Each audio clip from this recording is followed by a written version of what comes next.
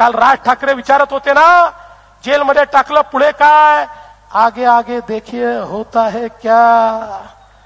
आता तर बेलवर आहेत, आता केस चालणार आहे। खरं म्हणजे नाशिककरांनी हुशारी केली। मागच्याच वेळेस गोडसेंना निवडून दिलं, मागच्या वेळेस यांच्या विरोधी उमेदवाराला निवडून दिलं असतं तर 2-3 वर्ष निवेदन घेऊन जेलमध्येच जावं लागलं असतं। बंधू भगिनींनो, मला कधी कधी भुजबळ साहेबांचं आश्चर्य वाटतं, काय जोरदार भाषण करतो, हाऊ हाऊ हाऊ हाऊ जोरदार, म्हणजे असा नटसम्राट या महाराष्ट्राने पाहिला नाही। आणि काय सांगतात, मला जेलमध्ये टाका, मी जेलमध्ये जायला तयार आहे, मला यांनी जेलमध्ये टाकलं। अरे भुजबळ साहेब, तुम्ही स्वातंत्र्य संग्राम सैनिक आहे म्हणून नाही जेलमध्ये टाकलं, भारताच्या स्वातंत्र्याकरता लढले म्हणून जेलमध्ये नाही टाकलं, कुठे नाशिक करता आंदोलन केलं म्हणून जेलमध्ये नाही टाकलं, तुम्हाला जेलमध्ये टाकलं तुम्ही भ्रष्टाचार केला म्हणून। एक काळ असा होता की देवेंद्र फडणवीस हे स्वतःला मिस्टर क्लीन म्हणून प्रोजेक्ट करायचे। म्हणजे तो काळ असा होता की महाराष्ट्राला असं वाटायचं की महाराष्ट्रामधली भ्रष्टाचाराची पाळंमुळं उखडून टाकण्यासाठीच म्हणून की काय देवेंद्र फडणवीस यांनी जन्म घेतलेला आहे।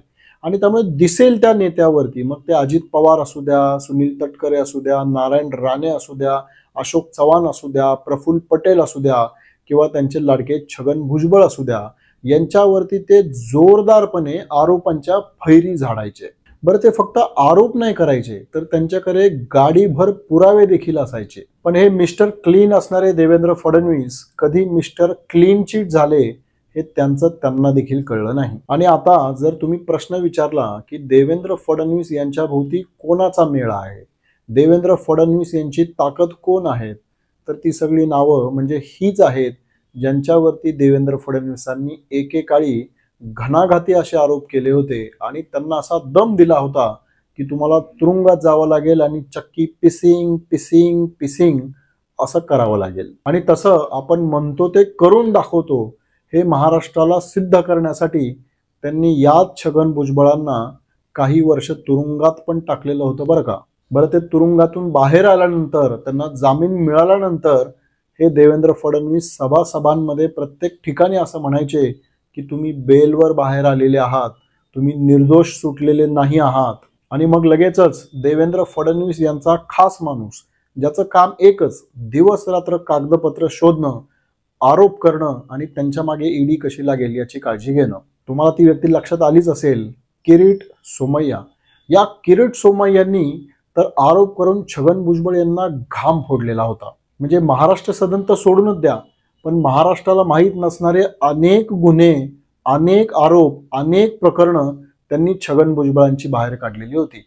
म्हणजे सांताक्रूज मध्ये ती परवेज म्हणून की काय बिल्डिंग आहे, 9 मजली इमारत, तर त्याच्यामध्ये कसं मनी लॉन्ड्रिंग झालंय, त्याचा आणि छगन भुजबळ फॅमिलीचा काय संबंध, असा सवाल किरीट सोमय्या यांनी केलेला होता। या पुढे जाऊन त्यांनी महाराष्ट्राला असं दाखवून दिलं की एक आर्मस्ट्रॉंग प्रायव्हेट लिमिटेड म्हणून कंपनी आहे छगन भुजबळ आणि फॅमिलीची, यांनी इंडोनेशियात का कुठे खाणीमध्ये शेल कंपन्या करून पैसे गुंतवले आणि कसं मनी लॉन्ड्रिंग केलं हे पण त्यांनी दाखवून दिलेलं होतं। देवेंद्र फडणवीस यांनी पण एक ते लायब्ररीच्या जमिनीचं काहीतरी प्रकरण आहे ते देखील प्रकरण बाहेर काढलेलं होतं। म्हणजे छगन भुजबळांची यांनी काढलेली प्रकरणच मी तुम्हाला सांगत बसलो होतो त्याच्यामध्ये 10 मिनिटं जातील।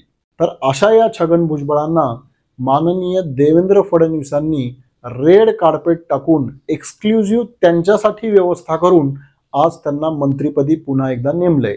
आता यावर भोळ्या भाबड्या भक्तांचा असा समज होऊ शकतो की ही नियुक्ती अजित पवार यांनी केली असेल, देवेंद्र फडणवीसाशी काय संबंध। तर लक्षात घ्या, पहिलं जेव्हा कॅबिनेट आलं त्याच्यामध्ये ज्या ज्या लोकांची नावं वगळली त्यात छगन भुजबळ पण होते, तेव्हाच या बातम्या आलेल्या होत्या की भाजपनं असं सांगितलंय की ज्यांच्यावर डाग आहे त्यांना मंत्रिमंडळामध्ये घेऊ नये।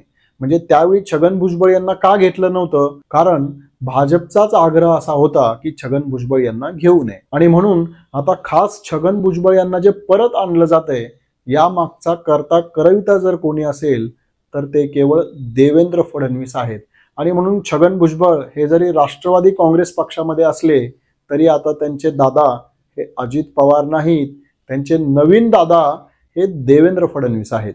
आपल्या पक्षामध्ये काम करणारे जे नेते कार्यकर्ते आहेत, ज्यांनी उभा आयुष्य पक्षासाठी घातलेला आहे, अशा केशव आणि माधव यांना त्यांनी असा संदेश दिलाय की पक्षासाठी तुम्ही त्याग करायला हवा. पूर्वीही सतरंजा उचलत होतात, आताही सतरंजा उचलायला हव्यात. आणि विरोधी पक्षामधल्या नेत्या आणि कार्यकर्त्यांना त्यांनी बहुमोल असा संदेश दिलाय की तुम्ही अधिकाधिक भ्रष्टाचार करा, तुम्ही अधिकाधिक अनैतिक वर्तन करा, तुम्ही अशा प्रकारचे गुन्हे करा की डायरेक्ट ईडी सीबीआय यांचंच तुमच्यावर लक्ष गेलं पाहिजे.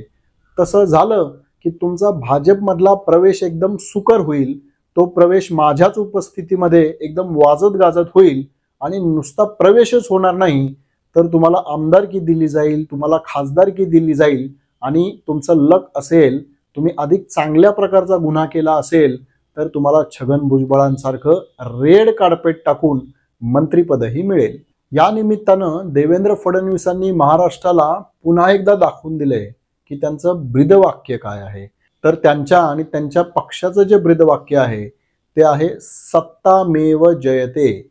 म्हणजे सत्ता हेच अंतिम साध्य आहे आणि त्या अंतिम साध्यापर्यंत पोहोचण्यासाठी नैतिकता तुम्हाला काढावी लागली आणि जिथे तुम्ही कपडे वाळत घालता त्या दोरीवरती ती टांगावी लागली तरी हरकत नाही. सत्तेपर्यंत पोचणं गरजेचं आहे. त्यासाठी कोणाशी हातमिळवणी करावी लागली, कोणत्याही प्रकारची कॉम्प्रोमाइज करावी लागली तरी हरकत नाही. आपलं टार्गेट हे सत्ता हेच आहे. आणि म्हणून भोळ्या बाबड्या अंधभक्तांनी पण हा देवेंद्र फडणवीसजी यांचा आदर्श घ्यावा. उगीच आपली एनर्जी, शक्ती ही ज्याच्यावर भ्रष्टाचाराचे आरोप केलेले आहेत त्याला ट्रोल करण्यात घालू नये. इनफॅक्ट भक्तांना माझा प्रेमाचा असा सल्ला आहे की तुम्ही आधी विरोधी पक्षांमध्ये जा, तिथे भरपूर राडा करा, भरपूर अनैतिक वर्तन करा, भरपूर भ्रष्टाचार करा. तसं जर तुम्ही केलं तर देवेंद्र फडणवीस तुमच्या घरी येतील, तुम्हाला खांद्यावर बसून सत्तेपर्यंत घेऊन जातील.